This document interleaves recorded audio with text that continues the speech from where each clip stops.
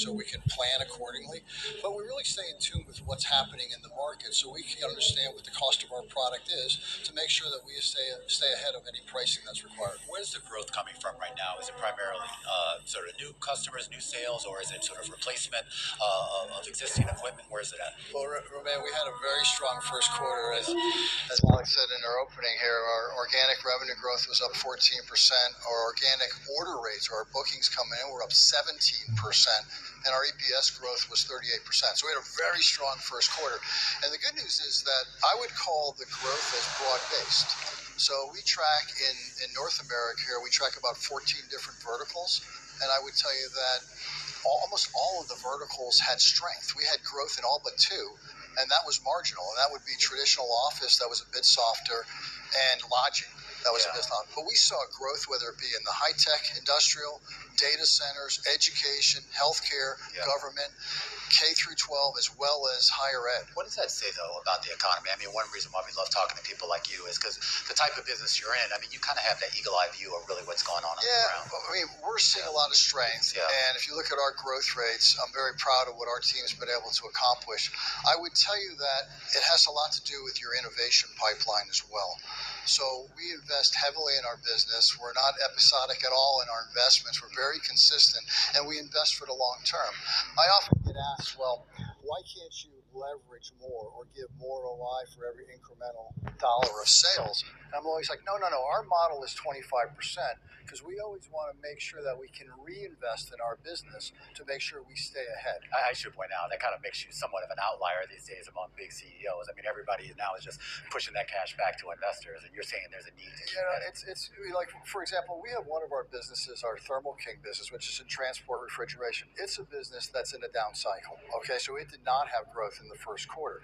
Now is the time to continue and reinvest in your business. It will come back. It will be very strong. Right now, all indications are it comes back in 2025. We'll be ready, and we'll be ready to really come up with competitive advantages in 2025. To be fair, DC has helped you guys. I mean, back in the pandemic, it was all like, let's retrofit all the schools to make sure we have good ventilation systems.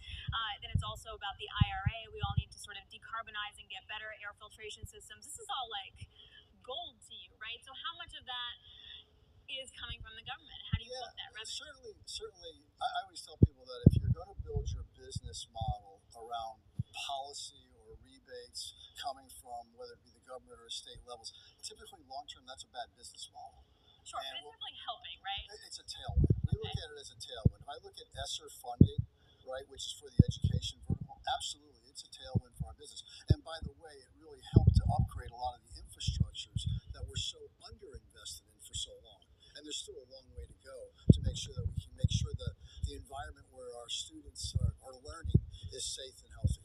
Give me a perspective globally. So I know the majority of your revenue comes from the Americas, but do you see any signs of slowdown elsewhere? How do you think, and he's smiling at me, and I don't know why, how do you think about managing the trade tensions between the U.S. and China? Yeah, I'll tell you, if I look at Europe, we'll start in Europe, okay? Europe for most was down in the first quarter. We were up, high single digits. Why? Because we led with our innovation there. We created systems that are fundamentally different than what was out there in the past.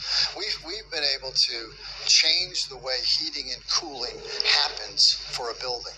In a traditional building, you had a heating plant, we'll call that a boiler. You had a cooling plant, we'll call that a chiller, and they operated independently. What we were able to do is combine it into one system. So it starts with a heat pump, it uses sophisticated controls, it uses other parts of that system, but it basically can significantly reduce or eliminate the need for fossil fuel. And when you think about that from a carbon footprint, 15% of all greenhouse gas is from heating and cooling of a building. Well, a lot of that is from the heating because it's using combustion from fossil fuels. If you could eliminate or significantly reduce that fossil fuel, you now have a different solution.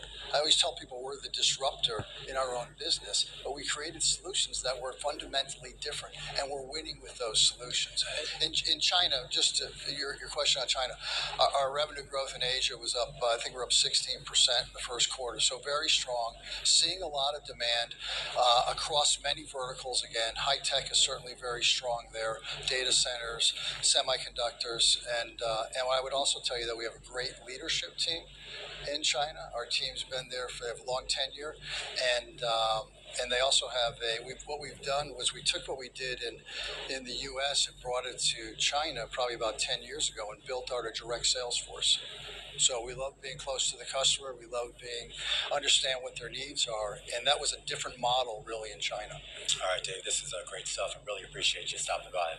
All right. Well, thank you very much for having me on your show. Absolutely. Dave Regnery there. He's the chair and CEO over at Trane Technologies. All right, coming up here on the program, we're going to stick in the energy space, if you will. Take a look at shares of Plug Power surging today here. Really the confluence of both, of course, the green energy revolution and, of course, government subsidies as well. It is our stock of the hour, and it's up next right here on The Close on Bloomberg.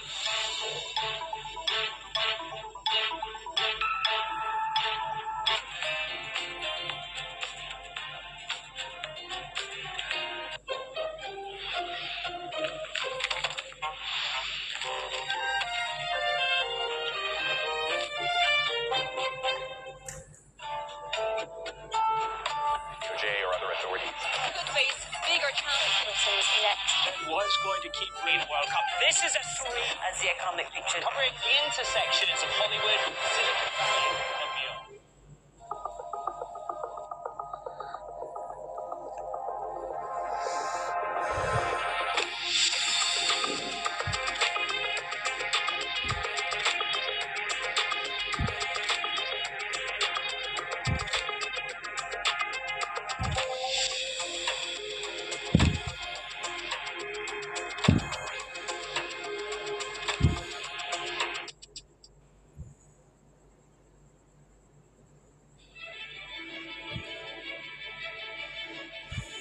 I've seen firsthand how some fashion businesses make women feel. And I mean, there's one thing, being really vocal and being an Instagram activist and talking about something. There's a difference than putting your money where your mouth is and really trying to do something about the problem. And that's what I did with that business. It was about how do I take everything that I know and I've learned and actually do the opposite. And I think that as a young black female entrepreneur, the only thing that I could do was what I know from my experience. And the honest truth is, I didn't set out to create a company that was like deeply rooted in the principles of inclusivity and diversity.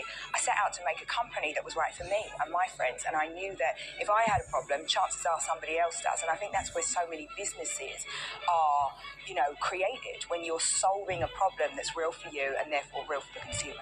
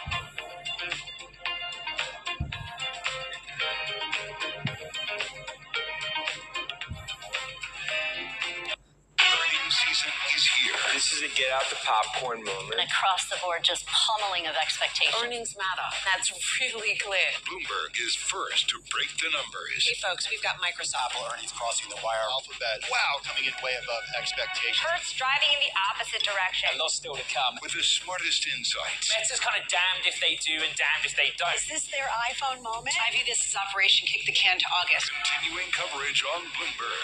Context changes everything.